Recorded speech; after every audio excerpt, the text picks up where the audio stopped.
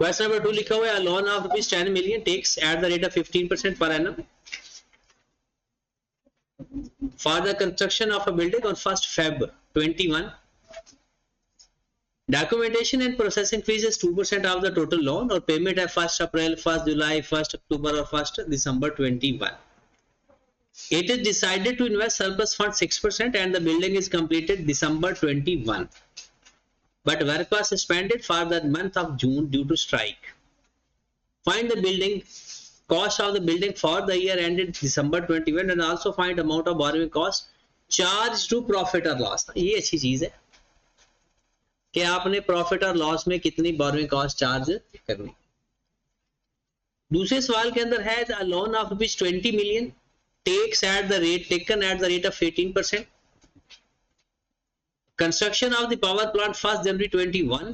Documentation and other processing fee is 1% और payment के है जनाब 1st January 21 को। अच्छा, इसमें एक अच्छी चीज है, ये ज्यादा अच्छा सवाल है, उसमें एक वजह कि पेमेंट आप कर रहे हो 1st अप्रैल को और यहाँ पर जिस दिन लोन ले रहे हो उसी दिन पेमेंट कर रहे हो, ठीक है। हाँ, इसमें हो सकता है पिछले बच्चे की गलती हो गई हो, बाकी ये सारा वही सेम क्वेश्चन है, ठीक है। तो हम दोनों सवाल कहते हो तो कर लेते हैं, लेकिन पहले सवाल के अंदर एक बात बताना जरूरी है। कुछ लोगों ने हमने कैपिटलाइजेशन किस दिन से स्टार्ट करते हैं, लोन ले लिया हो, एक्टिविटी स्टार्ट हो चुकी हो और उसके ऊपर आने वाला कोई खर्चा भी हो चुका हो, ये तीनों काम जिस डेट को पूरे हो रहे हों उस दिन कैपिटलाइजेशन स्टार्ट हो जाता है। तो इसमें कुछ लोगों का शायद सवाल में मसला आया हो, तो सबसे पहले तो हम इसका फॉर्मेट लिखते हैं।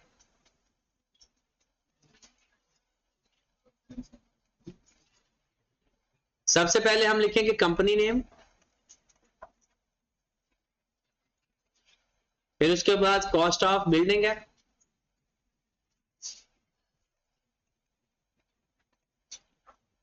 हाँ जी, रुपीस। यहां पर क्या लिखते होते हैं, कॉस्ट इनकर्ड। यहां पर हम लिख देंगे add specific borrowing cost.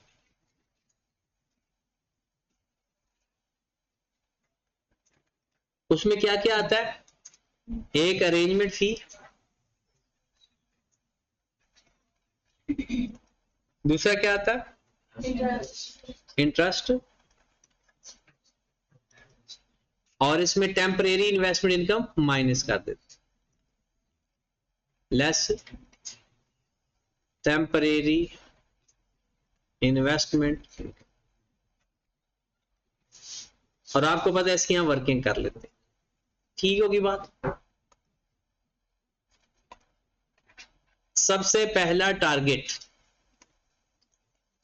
Cost incurred find करते हैं, कितनी कॉस्ट इनकर्ड हुई 2021 में, 1 2 3 4, टोटल कितनी होगी 10 मिलियन। ओके होगी बात। फिर कहता है कि जनाब 2% उसकी अरेंजमेंट फी है, तो 2% लिया तो कितना बना 2 लाख। फिर उसके बाद इंटरेस्ट आ गया, इंटरेस्ट आएगा 10 मिलियन का क्या रेट है 15%, टाइम कितना आएगा, हाँ जी 8/12 या 10/12। जून का महीना सस्पेंशन भी है, 1 महीना तो कम लिखना जी, 8/12 या 10/12। देखो तीनों डेट्स कहां पर पूरी हो रही है, एक डेट तो बताई नहीं, एक्टिविटी स्टार्ट कब की, 2 डेट बताई हुई है, लोन लिया किस दिन और एक्सपेंडिचर किस दिन इनकर्ड होना शुरू हुए, तो वो कौन सी डेट है 1st Feb या 1st अप्रैल, 1st Feb। 1st Feb को लोन लिया, वहां एक पेमेंट भी की 2 लाख, तो पेमेंट तो 1st Feb से भी होना शुरू हो गई थी। हाँ वो एक्सपेंडिचर नहीं है, जो 2 लाख प्रोसेसिंग फी पे कर रहे हो, क्या वो एक्सपेंडिचर नहीं है? क्या वो खर्चा नहीं है? उसको क्या चीज कंसीडर करते हो? देखिए, कॉन्ट्रैक्टर को पे करना भी एक अमाउंट है, लेकिन आप लोग बैंक को भी तो पे कर चुके हो। कोई भी उसका expenses related to construction incurred हो जाए, एक्सपेंस इनकर्ड हो गया। नहीं तो लोन किस लिए है? स्पेसिफिक लोन तो होता ही कंस्ट्रक्शन के लिए है। जनरल बोरिंग होती ना तो वो एक और कहानी होती है। स्पेसिफिक लोन आपने लिया ही कंस्ट्रक्शन के लिए। तो याद रखिए, एक्सपेंसेस इनकर्ड होने का मतलब ये नहीं कि कॉन्ट्रैक्टर को पेमेंट है। आप एक किसी इंजीनियर को पे कर देते हो, यानी उससे आप एक डिजाइन ड्रॉ करवाते हो, उसकी पेमेंट कर दो कि खर्चा हो गया। आपने परमिट लेने के लिए अप्लाई किया, वहां कोई फी पे की, खर्चा हो गया, एक्सपेंडिचर इनकर्ड हो गया। आपने कॉन्ट्रैक्टर को पेमेंट की, मेन ये नहीं है, उसने लिखा नहीं हुआ कि आपने कॉन्ट्रैक्टर को पेमेंट करनी, उसने कहा एक्सपेंडिचर इनकर्ड होना शुरू हो जाए। तो एक्सपेंडिचर तो आपका 2 लाख रुपया जो आपने अरेंजमेंट फी पे की है, एक्सपेंडिचर तो तब भी हो गया।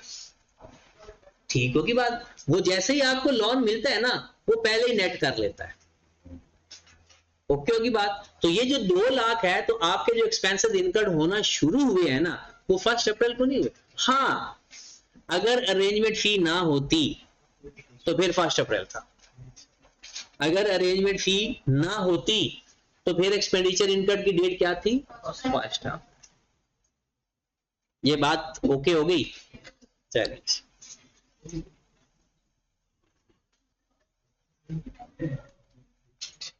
चलिए आप क्या टाइम क्या अप्लाई करोगे? 8/12 या 10/12?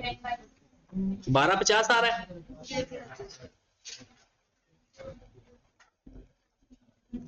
और उसके लिए हम वर्किंग 1 कर लेते हैं।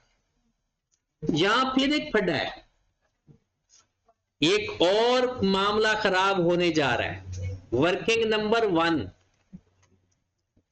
टेम्परेरी इन्वेस्टमेंट इनकम की हेडिंग दे लें पहले।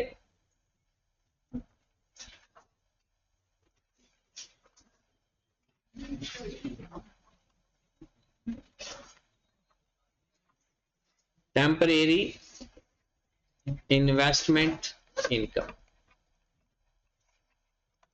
सोल्यूशन आपके सामने है ना, या सॉल्व नहीं किया? तो सोल्यूशन सामने रखें ना, कि गड़बड़ कहां की है आपने।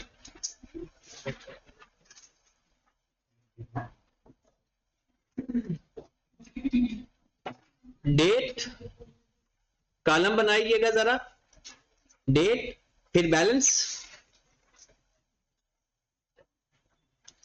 बैलेंस को मल्टीप्लाई करना है रेट से, और उसको टाइम मल्टीप्लाई करना है टाइम फैक्टर से। आपके पास क्या आ जाएगा? Interest income. कौन सी डेट लेते हैं पता है? जिस दिन से कैपिटलाइजेशन स्टार्ट की है ना, वो डेट लेते होते हैं। जिस डेट से कैपिटलाइज, पहले भी इन्वेस्टमेंट इनकम आ सकती है, लेकिन वो एसपीएल में जाएगी। तो किस डेट से हमने स्टार्ट किया था कैपिटलाइजेशन? 1 फेब को। तो यहां से शुरू कर देते हैं डेट 1 फेब से। 1/2/21 से लेकर अगली डेट कौन सी है? 1 अप्रैल 21। 1/4/21। कितना पैसा था आपके पास? 10 मिलियन।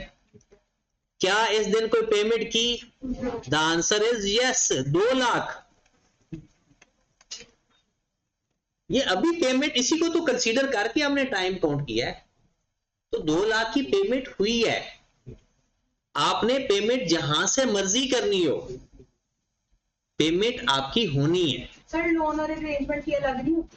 बिल्कुल अलग होती है। तो हम लोन में से क्यों माइनस करते हैं? लोन तो इसलिए माइनस करते हैं, जब आप लोग लोन के लिए अप्लाई करते हो ना, तो बैंक वाला ये नहीं कहता पहले पैसे लेकर आ, वो जब आपको पैसे देगा ना, तो 2 लाख माइनस करके देगा। फिर तो इस हिसाब से 10 लाख में से ऑलरेडी माइनस कर देते हैं। हाँ जी, तो 2 लाख इसलिए तो हम ऑलरेडी माइनस कर रहे हैं, 1/2 को ही माइनस कर रहे हैं, 1 फेब वाले दिन ही माइनस कर रहे हैं।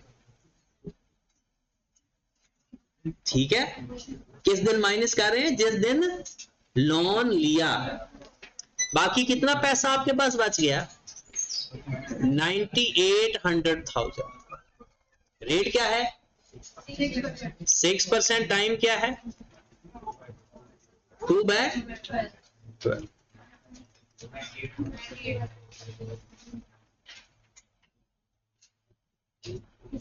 98,000। इसको मुझे लगता है रीस्टार्ट करना पड़ेगा।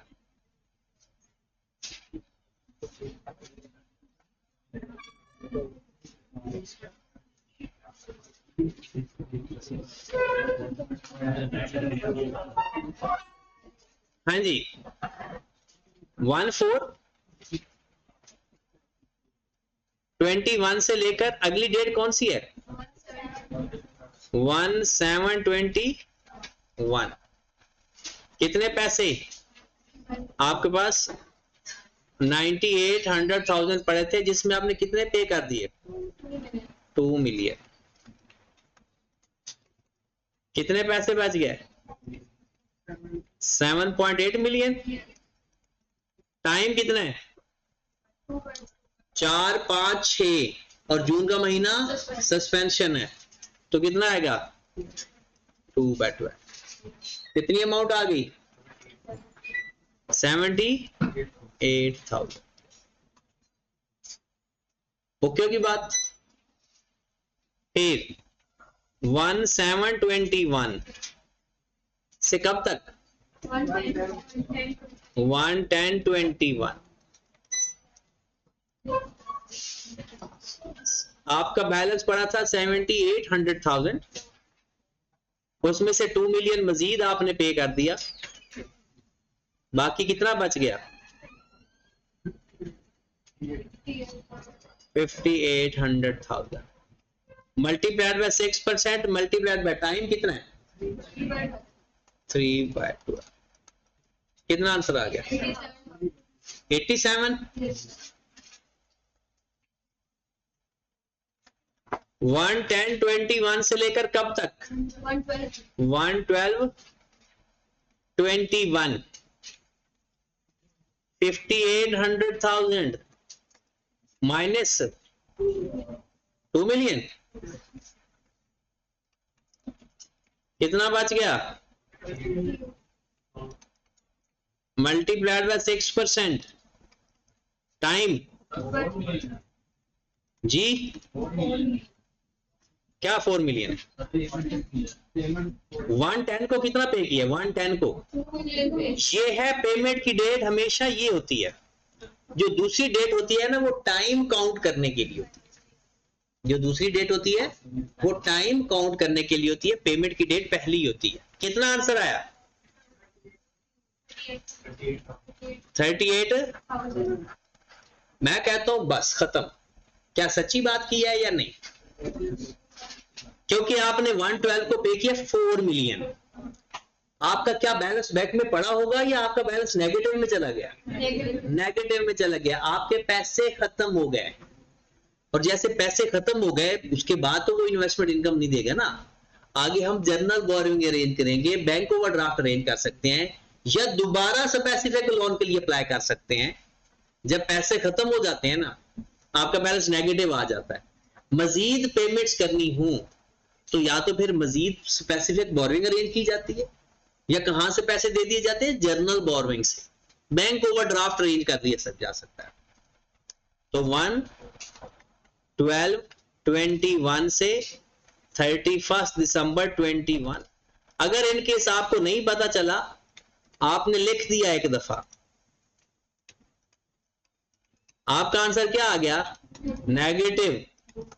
जैसे ही बैलेंस नेगेटिव आता है, आपका सवाल टेम्परेरी इन्वेस्टमेंट इनकम कंप्लीट हो जाती है, खत्म हो जाती है कहानी उसके बाद। ठीक है की बात? चलें जी, खत्म। ये इसको टोटल कर ले। 3,30,1,000। अब इसको देख ले, क्योंकि पूरे सवाल के अंदर मसला तो इसी में मस्त था। अगर इस क्वेश्चन में अरेंजमेंट फी ना होती तो फिर ये 1/4 से शुरू होता। लेकिन अगर प्रॉफिट और एक्सपेंस करोगे 10 मिलियन में से फिर जो पहले फरवरी और जो वो एसपीएल में जाएगा, उतना इंटरेस्ट। कौन सी लगेगी 6% लगेगी ना, देखिए ना, दोनों काम होंगे, इनकम भी बनेगी, इनकम भी बनेगी, वो भी एसपीएल में जाएगी उतने टाइम की, और एक्सपेंस इंटरेस्ट भी आएगा, वो भी एसपीएल में जाएगा उतने टाइम। जी हो गया कंप्लीट। चलो जी, आप पुट करो, हमारा आंसर आ गया।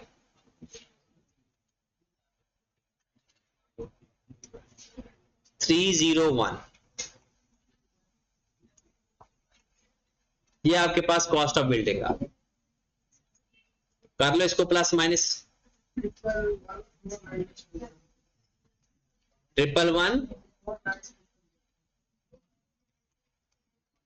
अपनी अपनी गलतियां देखो। हो गया?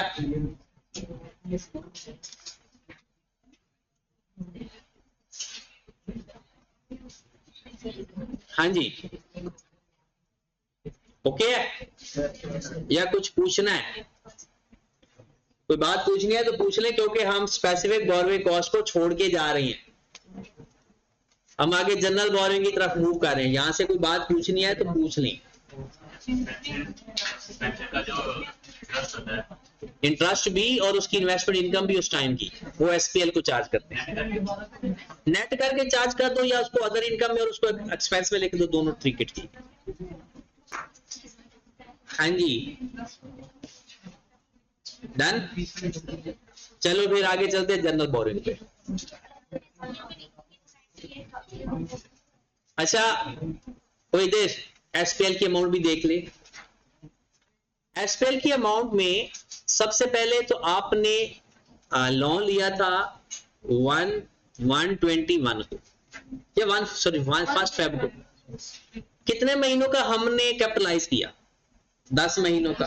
बनता था 11 महीनों का। 1 महीने का एसपीएल में जाएगा, 1 महीने का। लेकिन जो टेम्परेरी इन्वेस्टमेंट इनकम है जून वाले महीने की, वो भी तो इसके अंदर कवर हो रही थी। यानी हमने इसमें 1 महीना सस्पेंड किया ना, हालांकि 3 महीनों की इन्वेस्टमेंट इनकम बन रही थी, हमने 1 महीना सस्पेंड किया। किस अमाउंट के ऊपर? 78 million multiplied by 6% multiplied by 1/12। ये जो टेम्परेरी इन्वेस्टमेंट इनकम है, ये भी एसपीएल में जाएगी, अपने इंटरेस्ट में से माइनस हो जाएगी या अलग से अदर इनकम में आ जाएगी। कितनी अमाउंट बन गई? 39। ये टेम्परेरी इन्वेस्टमेंट इनकम एसपीएल में जाएगी, और तो कोई है ही नहीं। अच्छा, जो सवाल रेज किया था, पता है वो क्या था? बड़ा इंटरेस्टिंग सवाल था। पहले ये नोट कर लो, फिर उस सवाल की तरफ चलते हैं, क्योंकि इसी सवाल में समझाने लगा हूं, सीख लेना। अगर अरेंजमेंट फी ना होती तो फिर तो हमने कैपिटलाइजेशन कब से स्टार्ट करनी थी? 1 अप्रैल से। तो फिर ये फर्स्ट फेब का महीना और मार्च का महीना, इन 2 महीने का इंटरेस्ट बैंक को तो पे करना है, वो किधर जाएगा? और 10 मिलियन के ऊपर जो 2 महीनों की इन्वेस्टमेंट इनकम आएगी, वो भी एसपीएल में चार्ज होगी, क्योंकि कैपिटलाइजेशन जिस दिन से स्टार्ट करते हैं ना, उस दिन से इंटरेस्ट भी आता है और उसी दिन से इन्वेस्टमेंट इनकम भी स्टार्ट हो गई होगी। हमने 10 मिलियन लिया बैंक से और बैंक में ही जमा करवा दिया, वो हमें 6% इंटरेस्ट दे रहे हैं। हमने इंटरेस्ट कैपिटलाइज नहीं करना शुरू किया, तो क्या इन्वेस्टमेंट इनकम नेट होना शुरू होगी? नहीं। वो जो 2 महीने का, मैं लिख देता हूं, 10 मिलियन का 15% मल्टीप्लाइड बाय 3/12 इंटरेस्ट एक्सपेंस में चला जाता। अगर ये कौन सा केस बता रहा हूं, अगर अरेंजमेंट फी ना होती तो 1 अप्रैल से काम स्टार्ट होना था, और बिल्कुल इस 2 महीनों की, क्योंकि पेमेंट इसमें से कुछ हुई नहीं, 6% का 2/12, 2 महीने। ये मैं 3/12 क्यों लिखा? इसके अंदर सस्पेंशन भी है। यहां मैंने क्यों नहीं 3/12 लिखा? क्योंकि ये 10 मिलियन के ऊपर पूरी इन्वेस्टमेंट इनकम नहीं मिलनी, 1 महीना ये है, 2 महीने ये है, नहीं समझ नहीं, कोई याद नहीं। आपने 10 मिलियन ले लिया, बैंक में पड़ा हुआ है, बैंक आपको इन्वेस्टमेंट इनकम दे रहा है, वो किस किस महीने की देगा? फरवरी की, मार्च की, उसके बाद तो पेमेंट शुरू होगी, और जैसे ही पेमेंट शुरू हुई टेम्परेरी इन्वेस्टमेंट इनकम कैपिटलाइजेशन वाली साइड पे चली गई। 2 महीने तक वो कैपिटलाइज नहीं हो रहा था इंटरेस्ट, तो उसकी इन्वेस्टमेंट इनकम भी कैपिटलाइजेशन में नहीं आएगी। फिर उसके बाद काम चलता रहा, 1 महीना यहां सस्पेंड भी हुआ, उसकी भी तो टेम्परेरी इन्वेस्टमेंट इनकम आएगी। तो ये दोनों एसपीएल में जाएंगी, पहले 2 महीने वाली भी और सस्पेंशन वाली भी। हाँ जी, आज फिर जनरल बोरिंग पे चलते हैं। ये सवाल आएंगे, कॉन्सेप्ट अभी हम डिस्कस करते जाते हैं, ये सवाल ढेर सारे हैं, वहां पर देखेंगे फिर।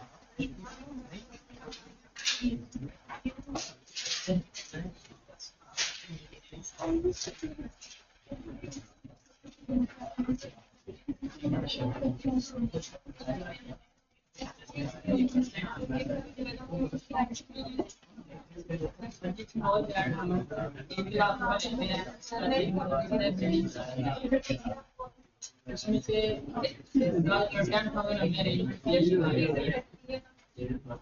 जब हम बिल्डिंग की कॉस्ट फाइंड करते हैं तो हम जब एक्सपेंडिचर इनका लिखते हैं तो हम लिखते हैं पूरा 1 लाख लिखते हैं, उसमें फिर दोबारा अरेंजमेंट फी भी ऐड करते हैं।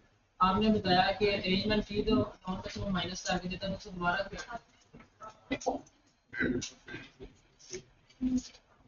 दोबारा इसलिए ऐड करते हैं क्योंकि वो स्पेसिफिक बोरोइंग कॉस्ट है।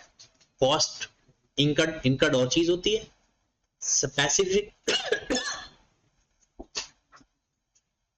स्पेसिफिक बोरोइंग कॉस्ट कोई और चीज होती है।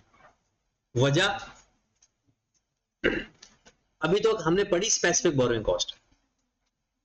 फंड 3 तरह के होते हैं, आगे हम जनरल बोरोइंग भी पढ़ेंगे, इक्विटी फंड भी पढ़ेंगे। वो जो हमारी कॉस्ट इनकर्ड होगी ना, ये कंपल्सरी नहीं है कि हम स्पेसिफिक बोरोइंग से पे कर रहे हैं, वो हम किसी और जगह से भी पे कर रहे हो सकते हैं।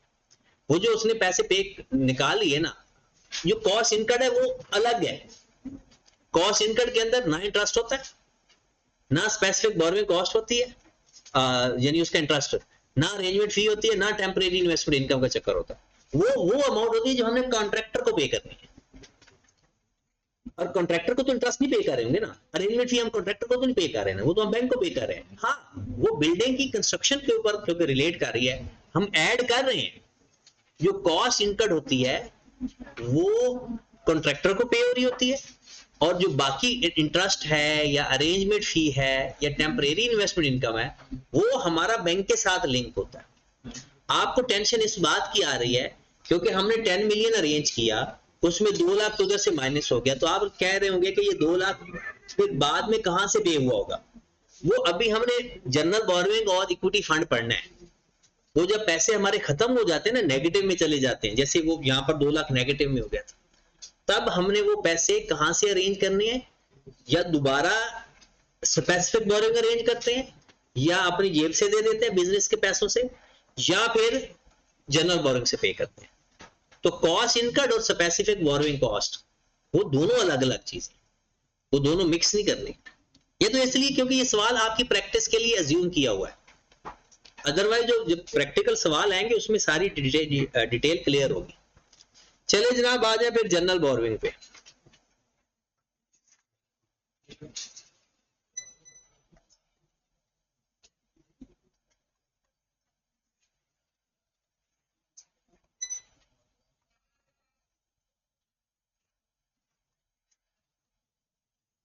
जनरल बोरोइंग कॉस्ट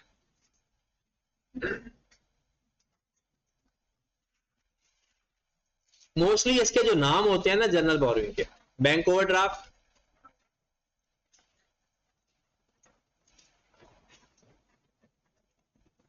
और रनिंग फाइनेंस।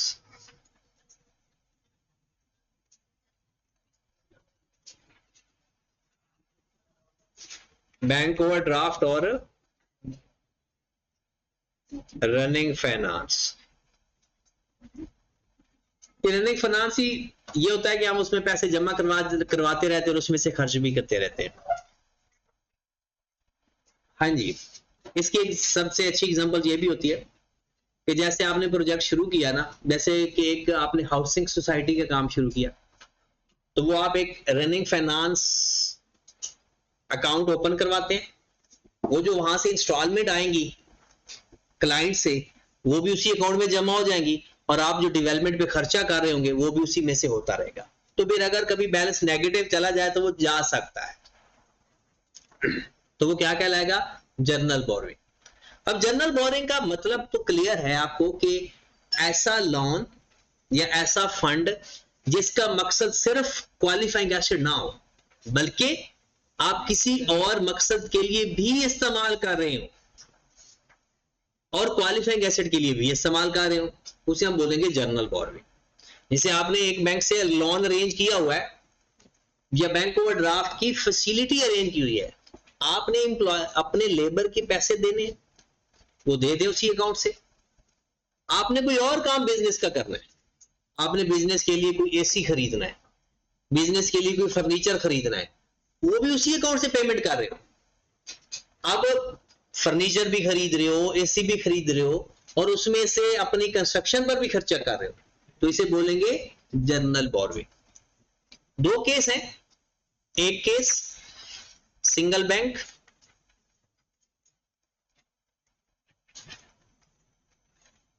या सिंगल सोर्स, मल्टीपल बैंक या मल्टीपल सोर्स,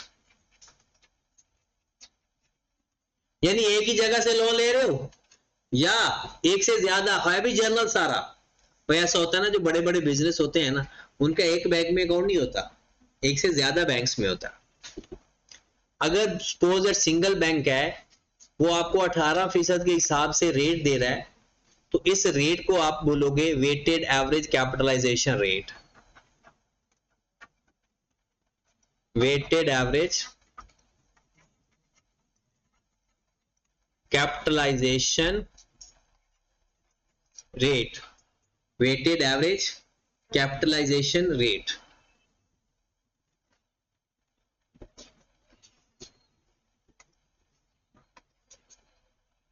और अगर मल्टीपल बैंक है, सपोज कर लेते हैं बैंक ए है,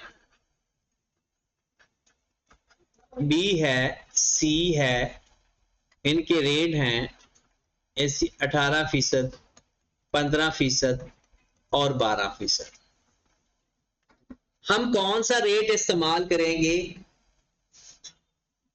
अपना कैपिटलाइज करने के लिए? आपने सपोज दैट 1 लाख रुपया जनरल बोरोइंग से क्वालिफाइंग एसेट पे लगा दिया। अब हमने इसके ऊपर कोई रेट अप्लाई करना है ना इंटरेस्ट कैपिटलाइज करने के लिए। अब 3 बैंक है, तीनों का रेट डिफरेंट है, इसमें 3 ऑप्शन है, चौथी ऑप्शन बाद में बताऊं। पहली ऑप्शन कि जिस बैंक से 1 लाख पे किया ना उसी का रेट ले लो, जिस बैंक से पेमेंट की है उसी के रेट ले लो। ये लिखनी नहीं है बात, बिल्कुल ही नहीं, ये बात नहीं लिखनी, ये स्टैंडर्ड में नहीं लिखी हुई। या दूसरा, जो सबसे हायर रेट है वो ले ले। तीसरा, जो सबसे लोअर रेट है वो ले ले। आपके ख्याल में क्या लेना चाहिए? जिससे पेमेंट की उसका रेट, या सबसे हायर रेट, या सबसे लोअर रेट? जिससे पेमेंट की है, लोअर रेट, हायर रेट। जी मिनाहिल, आप क्या कहोगे, कौन सा रेट लेना चाहिए? हायर लेना चाहिए। जीशान, एवरेज रेट लेना चाहिए। चलो चौथी बात आ गई। हाँ जी हुजैफा, एवरेज। 4 रेट हो गए। अब कौन कौन सा भला? एक जिसमें से पेमेंट की है, हायर, लोअर और एक एवरेज नया मार्केट में आ गया, ठीक है। हाँ जी रीबा, जिससे पेमेंट की। Anas, average rate. हाँ साकिब, जिससे पेमेंट की। अब ये थे हमारे व्यूज। अब मैं आपको बताने लगा हूं स्टैंडर्ड क्या कहता है। स्टैंडर्ड कहता है कि अगर एक बैंक से आप जनरल बोरोइंग पे कर रहे हो तो जो रेट गिवन है वही ले लो, और उसको बोलेंगे क्या, वेटेड एवरेज कैपिटलाइजेशन रेट। एक ही बैंक है, अगर एक से ज्यादा बैंक हूं तो उसका भी एवरेज लेना है। एक बैंक हो तो जो रेट है वही एवरेज है, अगर एक से ज्यादा बैंक हो तो उसका एवरेज लेना है। कोई एवरेज तो फाइंड करना आता है ना, कैसे करते हो? हाँ जी, कैसे करते हो एवरेज? लाइक सारे को प्लस करके 3 पे डिवाइड करते हैं, तो कैसे फिर करेंगे? हम आज परसेंटेज में एवरेज गिवन हो तो कैसे फाइंड करते हैं एवरेज, पता है? ज्योमेट्रिक मीन लेते होते हैं, लेकिन इसमें ज्योमेट्रिक मीन नहीं लेना। और मेरे ख्याल में ना ज्योमेट्रिक मीन लेना चाहिए, ये स्टैंडर्ड में तुसी करनी चाहिए, लेकिन अब वो नहीं कर रहे। वैसे स्टैंडर्ड में चाहिए कि इसका एवरेज होता, वो भी एवरेज ही है लेकिन वेटेड एवरेज है। ज्योमेट्रिक मीन सादा एवरेज है, वेटेड एवरेज फार्मूला क्या है? Weighted average capitalisation rate. जी, वेटेड का मतलब होता है अगर कोई टाइम फैक्टर इन्वॉल्व हो रहा है तो उससे मल्टीप्लाई कर। आपने ये ईपीएस में पढ़ा है कॉन्सेप्ट, नहीं पढ़ा ना? क्या भला पढ़ा था? Weighted average number of share, और उसमें हम जितनी देर के लिए वो शेयर होल्डर रहता है उतने टाइम फैक्टर से मल्टीप्लाई करते हैं। लेकिन आप लोग उसको कॉन्सेप्ट के साथ थोड़ी पढ़ते हो, आप तो हर सवाल याद करते हो कि अच्छा इस सवाल के अंदर हमने ये काम करना है। जिस जगह भी जिंदगी में याद रखो वेटेड एवरेज का लफ्ज आता है ना, तो वेट का मतलब होता है उसको किसी के साथ वेट करना है। टाइम के साथ कर सकते हो, क्वांटिटी के साथ कर सकते हो, वो डिपेंड करता है कि वो किसके साथ गिवन है। तो एक सवाल लिखे जरा, हमारे पास बैंक्स हैं ए बी सी, उनसे आपने लोन लिया हुआ है 2 लाख का, 4 लाख का, 5 लाख का। किस रेट पे लिया हुआ है? बैंक ए कहता है 15%, बैंक बी का 16%, बैंक सी का 18% कर लेते, 15, 16 और 18। वेटेड एवरेज कैपिटलाइजेशन रेट का फार्मूला लिख लें, यहां पर लिख देता हूं, weighted average capitalisation rate. Weighted average capitalisation rate formula लिखें, interest for the year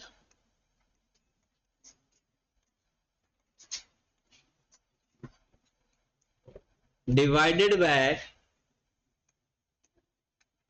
weighted average outstanding loan for the year. ये सारी एक ही लाइन है, outstanding loan for the year. कौन भाई साहब एक्सप्लेन करेगा इसको? इस फार्मूले को कौन एक्सप्लेन करेगा? Interest for the year divided by weighted average outstanding loan for the year. छोड़े, हम सवाल करते हैं, एक्सप्लेनेशन बाद में, एक्सप्लेनेशन अगले सवाल में। इंटरेस्ट फाइंड करो, फाइंड करना आता है इंटरेस्ट? 2 लाख का 15%, कितना?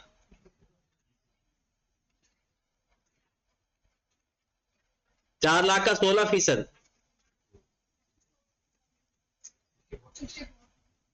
64,000, 5 लाख का 18%,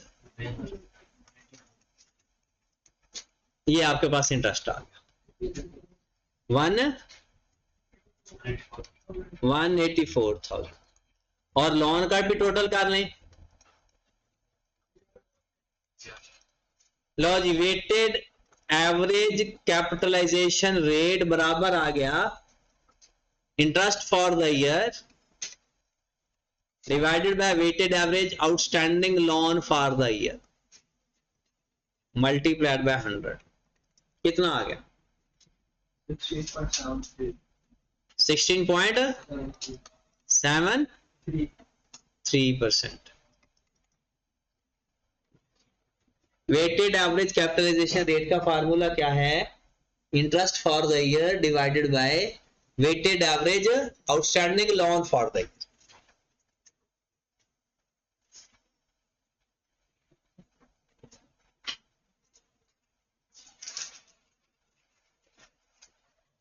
ओके हो गया? अगला सवाल लिखो।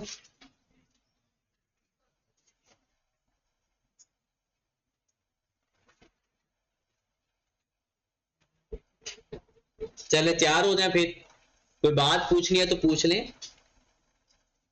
इंटरेस्ट फॉर द ये ना फैन थोड़ी की देर के लिए ऑन कर दो, ये बस हो रही है ना, ये खत्म हो जाएगा।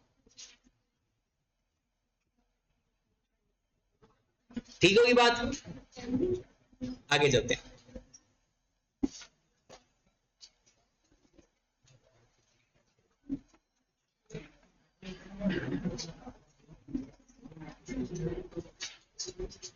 Date of loan taken. अगला सवाल ये लिख रहा हूं जो आपने करना है। बैंक, फिर लोन, फिर रेट। आपने एक लोन लिया 1721 को बैंक ए से 4 लाख का एट द रेट ऑफ 15%। एक लोन लिया मैंने 11022 को बैंक बी से 6 लाख का 16% के हिसाब से।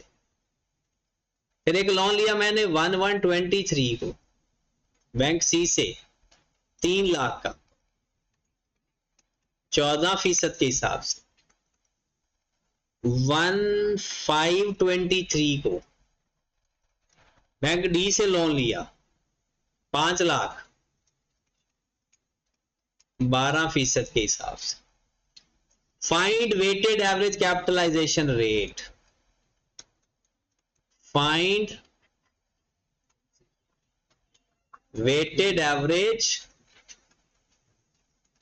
कैपिटलाइजेशन रेट करो जरा फॉर द ईयर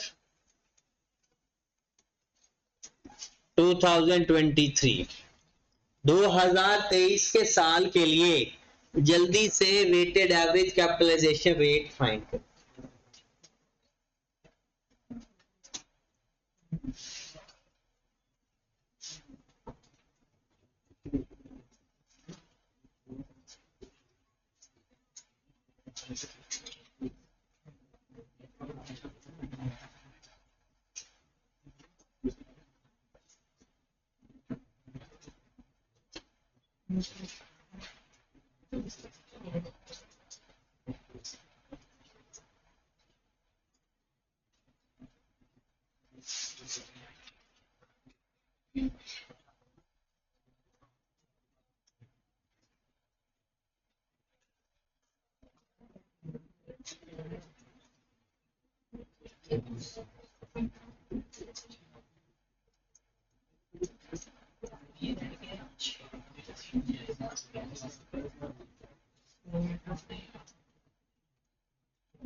फार्मूले पे फोकस करके सवाल करना है।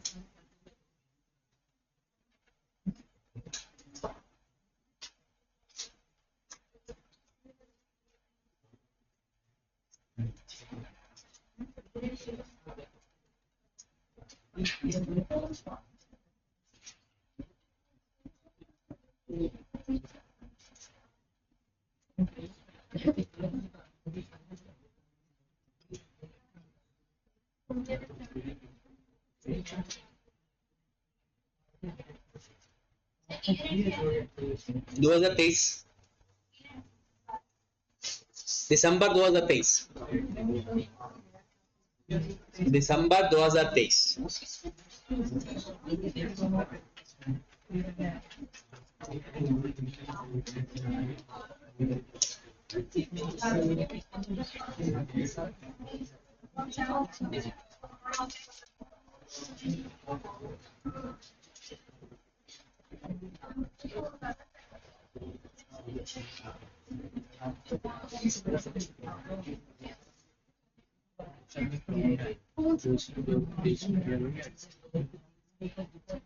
आउटस्टैंडिंग का मतलब होता है 1721 है पहला, कि उस साल जो लोन मैंने पे करने वाले मेरी लायबिलिटी में पड़े हुए हैं उसे बोलते हैं आउटस्टैंडिंग। उस साल, चाहे वो उस साल में लिया हो और उससे पहले लिया हो, जब मर्जी।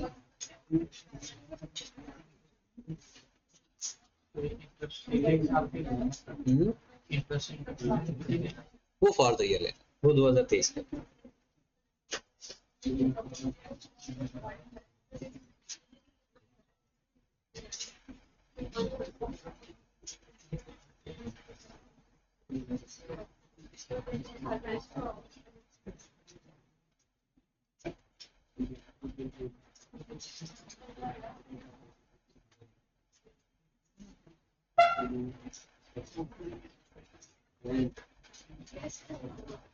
हो गया कितना?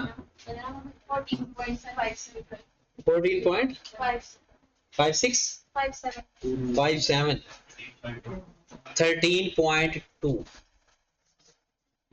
हाँ जी हसीब 11.6 है। अच्छा, कुछ लोग ना वाजिबुल कत्ल होते हैं। वो लोग होते हैं कि जो कोई बहुत ही कोई नहून ही ना कर दें।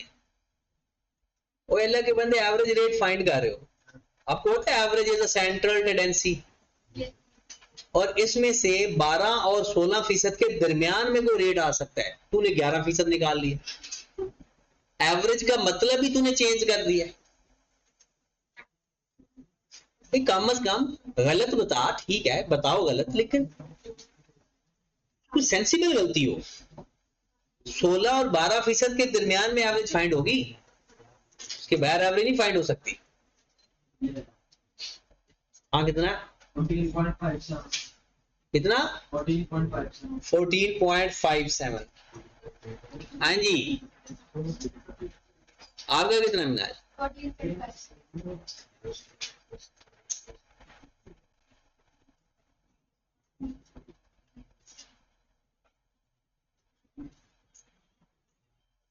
13.22। अभी तक मुझे लगता है 2-4 लोग हैं जिनके जवाब आपस में मैच कर रहे हैं। रियान आपको कितना आ रहा?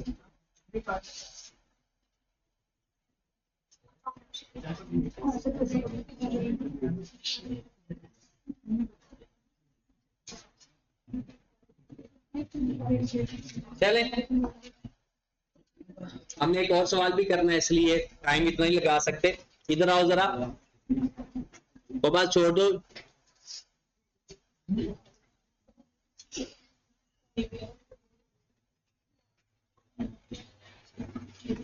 फार्मूला लिखवाओ मुझे। वेटेड एवरेज कैपिटलाइजेशन, क्या फार्मूला है?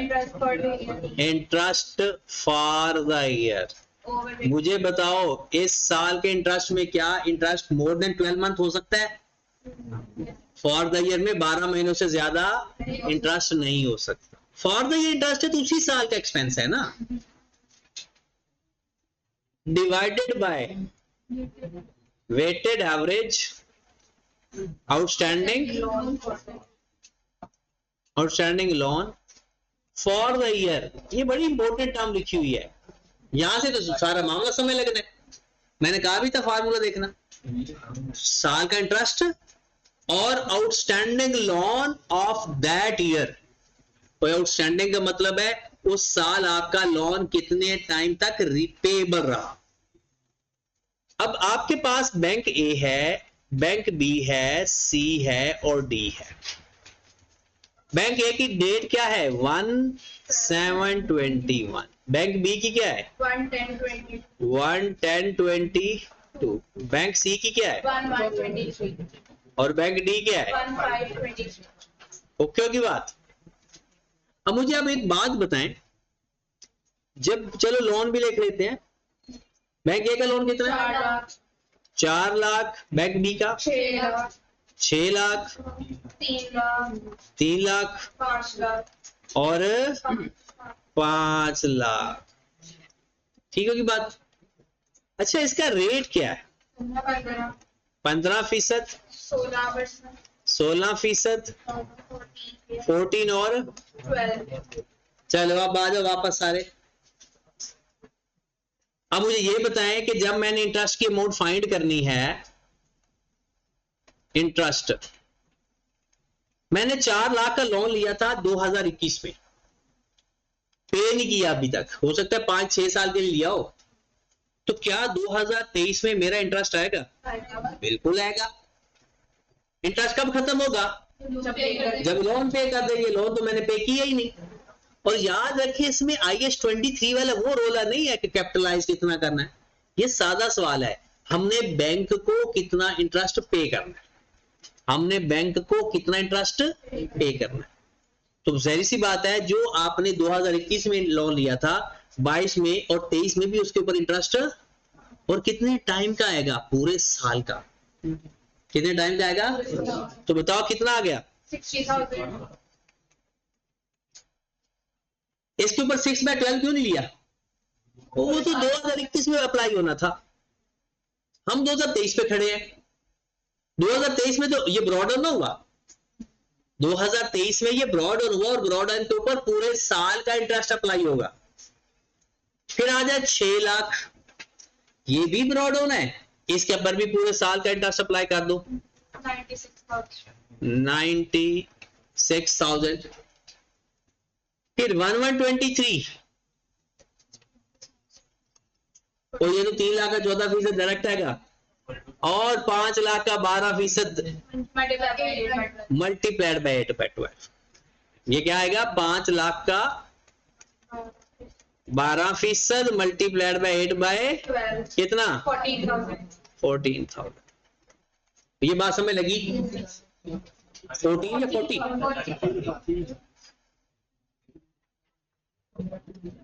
40,000।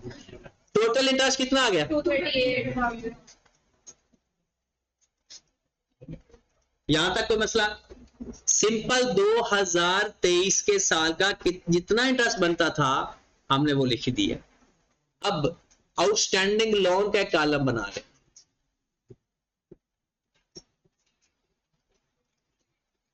ये जरा ध्यान से सुनिए, जितने टाइम का इंटरेस्ट लिया है ना, उतना ही टाइम आपका लोन आउटस्टैंडिंग रहा उस साल। जितने टाइम का आपने इंटरेस्ट लिया है, उतने ही टाइम का लोन आउटस्टैंडिंग लेते हैं। तो मुझे बताएं, 4 लाख पर कितने टाइम का इंटरेस्ट आया था? पूरे साल का, तो अमाउंट भी पूरी ले लो। 6 लाख पे कितना इंटरेस्ट आया था? पूरे साल का, तो अमाउंट पूरी ले लो। 30,000 के ऊपर 600। सॉरी 600,000।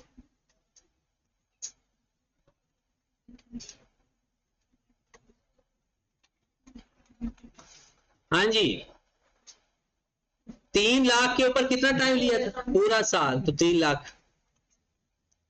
5 लाख के पे पूरे साल का इंटरेस्ट लिया था, तो 5 लाख को मल्टीप्लाई करेंगे 8/12, आपका आउटस्टैंडिंग लोन आ जाएगा वेटेड एवरेज कितना? 3,33,300। लो जी, इसका टोटल कर लो।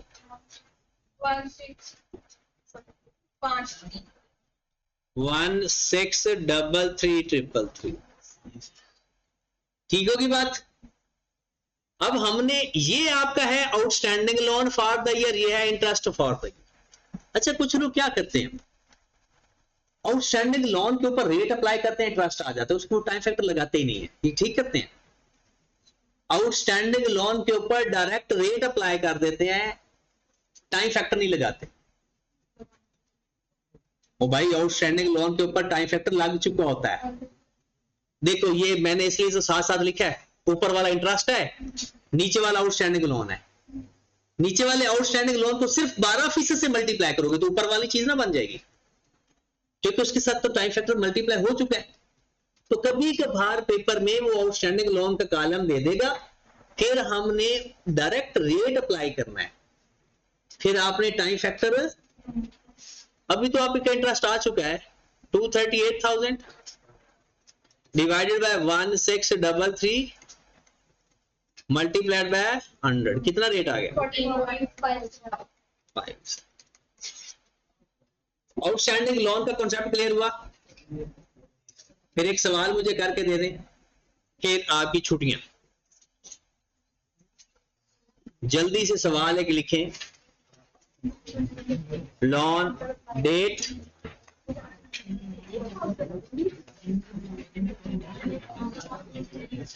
और बैंक लोन रेट। हाँ जी, ये है 1422, 4 lakh at the rate of 15%। फिर है जनाब 11022, bank B 6 lakh at the rate of 16%। फिर है जनाब 1223, bank C 8 lakh at the rate of 14%। फिर 1823 कर लो, bank D 4 lakh at the rate of 18%। ठीक होगी बात? कहते हैं find capitalisation rate, capitalisation rate for the year 2022 and 2023, year end दिसंबर है। 2022 का भी weighted average capitalisation rate find करें और 2023 का भी। जल्दी कर लें जरा, 2 मिनट लगाए, दोनों सालों के कैपिटलाइजेशन रेट फाइंड।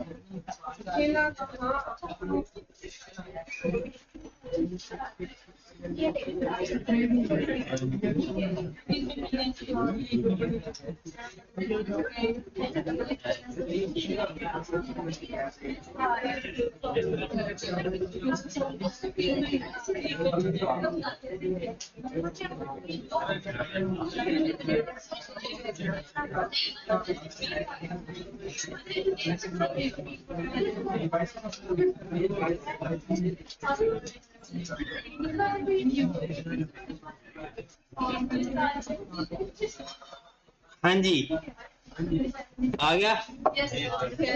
2023 का क्या रेट है? 15.19 और 2024 का 23 का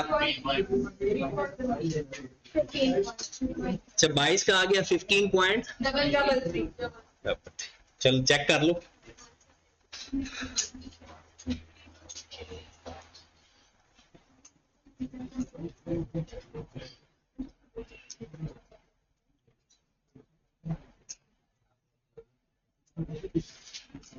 पहले ना 2022 का देखते हैं। डेट क्या है 2022 में? 1/4 और बैंक ए की और बैंक बी की 1/10/22। लोन कितना था? 4 लाख। और बी का 3 लाख 6 लाख। रेट कितना था? 15%। ठीक होगी बात। अब टाइम कितना लेना है? 2022 का साल है बस। तो पहले का 9/12 और दूसरे का कितना आ गया इंटरेस्ट? 25,000 और दूसरे का 24,000। ये तो आ गया ना इंटरेस्ट फॉर द ईयर। अब आउटस्टैंडिंग लोन कैसे फाइंड करना है? रेट को निकाल के टाइम फैक्टर से मल्टीप्लाई कर ले, या पहले आप ऐसा भी कर सकते हो कि टाइम फैक्टर से मल्टीप्लाई कर ले, वो आ जाएगा आउटस्टैंडिंग लोन, फिर रेट अप्लाई कर दें, वो आ जाएगा इंटरेस्ट। ये तो आपकी अपनी मर्जी है। तो अब आउटस्टैंडिंग लोन कैसे फाइंड होगा? सिर्फ ये पेपर में ऐसा नहीं लिखना, आपने डायरेक्ट कैलकुलेटर पे करना है। 9/12 और 6 लाख का multiplied by 3/12। Interest for the year और आउटस्टैंडिंग लोन में फर्क क्या है? उसमें रेट अप्लाई होता है और उसमें रेट अप्लाई। तो कितना लोन आ गया? 3 लाख और 150,000। इंटरेस्ट टोटल कितना आ गया? 69,000। और लोन कितना हो गया? क्योंकि इंटरेस्ट अगर आप 3 महीनों का ले रहे हो तो लोन भी 3 महीनों का कितना बनता है वो लेना है। तो वेटेड एवरेज कैपिटलाइजेशन रेट बराबर आ गया interest for the year divided bye outstanding loan multiplied by. अगर कोई लोन वापस रीपे कर दिया जाए ना तो उसका टाइम फिर अगला नहीं लेते। इसमें एक चलो मैं लाइन लगा देता हूँ। ये आप मुझे बताएं कितना आ गया? 15.3%। एक यही सवाल 2023 के लिए करते हैं, एक लाइन ऐड करके। Loan from bank A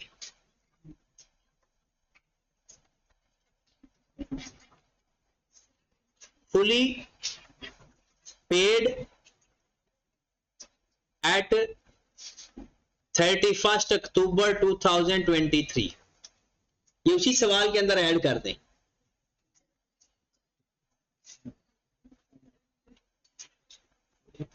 okay होगी बात? 31 अक्टूबर 23 को बैंक ए वाला लोन हमने रीपे कर दिया। आ जाए जरा, बैंक ए की डेट क्या थी लेने की? 1/4/22। लोन कितना था? 4 लाख 15%। और बैंक बी की डेट क्या है? 1/10/22 6 लाख 16%। बैंक सी 1/2/23 8 लाख रेट 14%। और डी का 1/8/23 4 लाख 18%। अब सबसे पहले तो इंटरेस्ट फाइंड करें। लोन को इससे मल्टीप्लाई कर दें और मल्टीप्लाई कर दें टाइम फैक्टर से। अब टाइम फैक्टर पहले का क्या बनेगा बैंक ए का 10/12। 2023 में 10/12 भला क्यों? क्योंकि 31 अक्टूबर को तो रीपे कर दिया हमने और 12 महीनों में से वो जो याद रखें जो ब्रॉड ऑन लोन होता है ना वो यही समझा जाता है कि वो साल के शुरू में है। ब्रॉड ऑन क्या होता है? वो साल के शुरू में होता है। तो ये भी ब्रॉड ऑन है, ये भी ब्रॉड ऑन है। इसकी डेट कौन सी समझी जाएगी? साल का स्टार्ट। तो इसको 10/12 से क्यों लिया भला? क्योंकि अक्टूबर के अंदर पे कर दिया। तो 2023 में बैंक ए के ऊपर हमें इंटरेस्ट कितना पड़ेगा? 10 महीनों। कितनी अमाउंट आ गई? 50,000। बैंक बी के ऊपर पूरा साल कितनी अमाउंट आ जाएगी? 96,000। बैंक सी के ऊपर 1-2 को लिया था 11/12 कितनी अमाउंट? 102,667 और इसका 18 से 5/12 30,000। ये सारा क्या आ गया? इंटरेस्ट।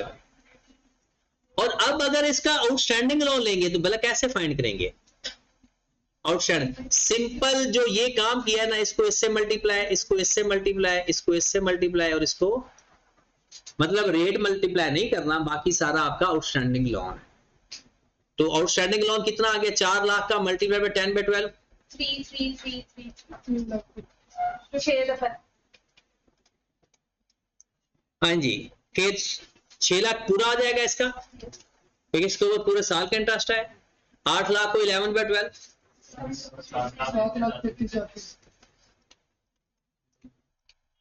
और 4 लाख का 5/12 कर लो।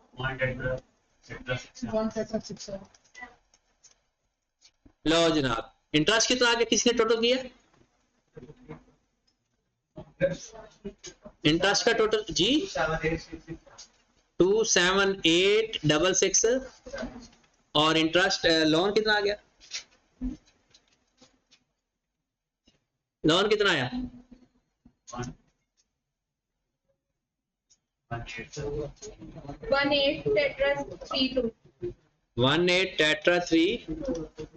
लो जनाब, वेटेड एवरेज कैपिटलाइजेशन रेट आ जाएगा to interest for the year divided by loan outstanding multiplied by 100।